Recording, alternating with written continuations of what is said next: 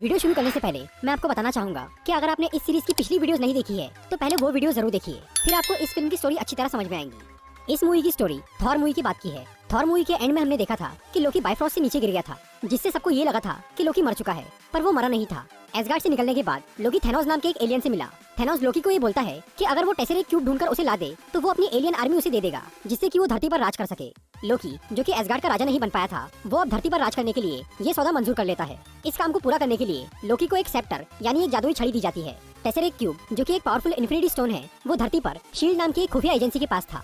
जब शील्ड के लोग डॉक्टर सेल्विक नाम के एक साइंटिस्ट को टेसेरेक्ट क्यूब पर रिसर्च करने के लिए बुलाते हैं, तब लोकी अपनी पावर से डॉक्टर सेल्विक के दिमाग पर काबू कर लेता है और वो डॉक्टर सेल्विक से टेसेरेक्ट क्यूब का इस्तेमाल करके एक ऐसा पोर्टल बनवाने लगाता है जिससे कि दूसरे ग्रह के लोग धरती पर आ सके। डॉक्टर सेल्विक शील्ड की फैसिलिटी में रहकर अनजाने में ही लोकी का काम करने लग जाते हैं, और जब वो काम पूरा हो जाता है तब टेसेरेक्ट क्यूब से अजीब सा रेडिएशन निकलना शुरू होता है। शील्ड के डायरेक्टर निक फ्यूरी को जब इसका पता चलता है तो वो इस मामले की जांच करने के लिए आते हैं। तभी अचानक टेसेरेक्ट क्यूब से एक वर्म होल यानी एक पोर्टल ओपन होता है, जिसमें से बाहर आता है लोकी। डॉक्टर सेल्विक वो पोर्टल बनाने में कामयाब हो गए थे, लेकिन ये तो सिर्फ एक नमूना था। लोकी को असल में एक बहुत बड़े पोर्टल की जरूरत थी ताकि वो उससे एलियन की पूरी फौज धरती पर ला सके, और इस काम के लिए उसे अभी भी डॉक्टर सेल्विक और टेसेरेक्ट क्यूब की जरूरत थी। निक फ्यूरी लोकी को रोकने की कोशिश करते हैं, पर वो शील्ड के एजेंट क्लिंट बार्टन को अपनी छड़ी से अपना गुलाम बना लेता है और वो डॉक्टर सेल्विक को पूरी तरह से अपने वश में करके टेसेरेक्ट क्यूब लेकर वहाँ से भाग जाता है।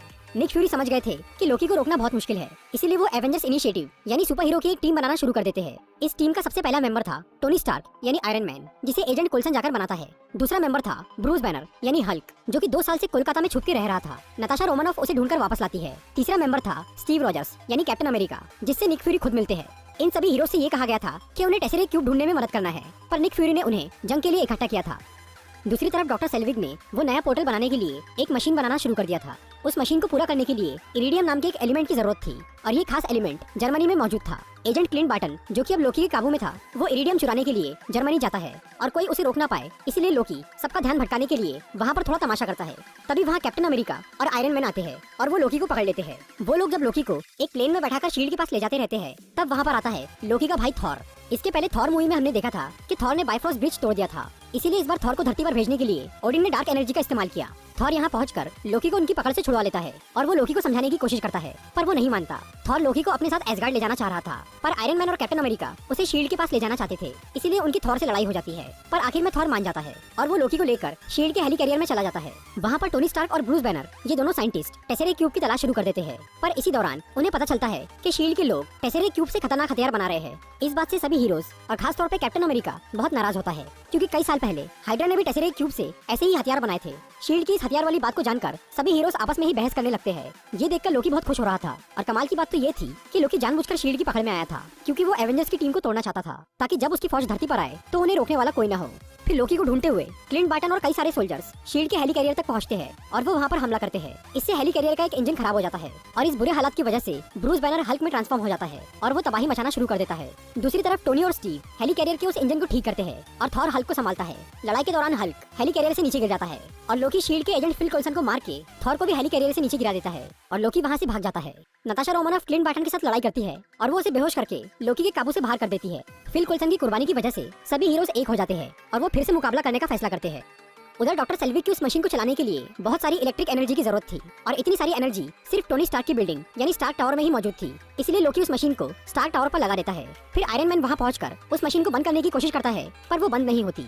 तब टोनी लोकी को बातों में उलझाकर वहां से अपना नया आर्मर निकाल लेता है, लेकिन तब तक बहुत देर हो चुकी थी और टेसेरेक्ट क्यूब आसमान में एक बड़ा पोर्टल ओपन कर देता है, जिसमें से बाहर निकलती है चित्तौरी आर्मी, जो कि पूरे शहर को तबाह करने लगती है। Captain America, black window, Hawkeye और आयरन मैन उनसे निपटना शुरू करते हैं, पर वो सेना बहुत बड़ी थी जो कि लोकी के इशारों पर काम कर रही थी। फिर थॉर भी वहां पहुंचता है और वो लड़ाई में शामिल हो जाता है, और जब ब्रूस बैनर वहां आकर हल्क बनता है तो एवेंजर्स की टीम कंप्लीट हो जाती है। ये 6 हीरोज मिलकर शहर के लोगों को बचाते हैं और वो काफी हद तक जंग को संभाल लेते हैं, पर वो फौज लगातार बढ़ती ही जा रही थी और एवेंजर्स उनके सामने कमजोर पड़ रहे थे।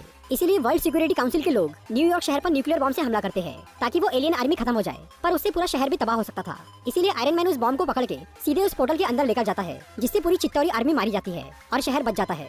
इसके बाद डॉक्टर सेल्विक, जिनके दिमाग पर से अब लोकी का कंट्रोल हट चुका था, वो ब्लैक विडो को बताते हैं कि लोकी के सेप्टर से उस पोर्टल को बंद किया जा सकता है। फिर ब्लैक विडो उस पोर्टल को बंद करती है, लेकिन आयरन मैन अभी भी पोर्टल के अंदर ही था और उसके सूट का पावर भी खत्म हो गया था। पोर्टल बंद होने से पहले आयरन मैन वहाँ से बाहर तो आ जाता है, पर वो आसमान से जमीन पर गिरने लगता है। तभी हल्क उसे पकड़कर गिरने से बचा लेता है और फिर सभी हीरोज मिलकर लोकी को गिरफ्तार कर लेते हैं। थॉर लोकी को लेकर एसगार्ड के लिए रवाना होता है और वो टेसेरेक्ट क्यूब भी अपने साथ रख लेता है ताकि धरती के लोग उसका गलत इस्तेमाल ना कर पाए और वो एसगार्ड में सुरक्षित रहे। फिर सभी हीरोज अपनी अपनी जिंदगी में लौट जाते हैं। दुनिया अब एवेंजर्स की दीवानी हो गई थी। कुछ लोग उनके खिलाफ भी थे, मगर निक फ्यूरी अपनी इस टीम से बहुत खुश थे और उन्हें यकीन था कि जरूरत पड़ने पर एवेंजर्स जरूर वापस आएंगे। मूवी के मिड क्रेडिट सीन में हमें नजर आता है थैनोस, जो कि लोकी के हारने की वजह से टेसेरेक्ट क्यूब हासिल नहीं कर पाया था। लेकिन थैनोस अभी भी खुश था क्योंकि उसके पास दूसरा प्लान तैयार था। तो दोस्तों, ये थी द एवेंजर्स मूवी की एक्सप्लेनेशन वीडियो। अगर आपको ये वीडियो अच्छी लगी हो तो इसे लाइक और